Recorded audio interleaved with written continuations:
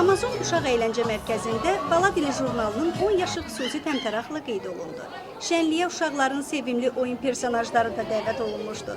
Uşaqlar əylənir və xoş musiqi sədaları altında maraqlı oyunlar keçirirdilər.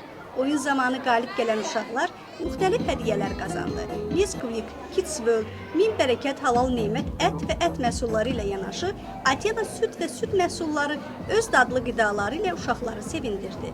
Atena süd məhsullarını təqdim edən Sevda Əhmədova bu isti havalarda sərin ayran və süd məhsullarını uşaqlara təqdim edirdi.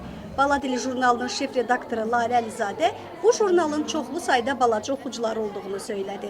Onun sözlərinə görə jurnal öz maraqlı mövzuları ilə uşaqları maarifləndirir və əyləndirir. Bu jurnalda ibrətamiz 2 nağıl olur həmişə. 16 səhifəsi boyamadan ibarətdir. Mətbəx rubrikamız var, əyləncəli mətbəxdir. Yəni hər bir evdə istifadə olunan ərzaqlardan biz müxtəlif buterbrotlar, yəni müxtəlif bir şeylər, əyləncəli bir şeylər düzəldib uşaqlara təqdim edirik.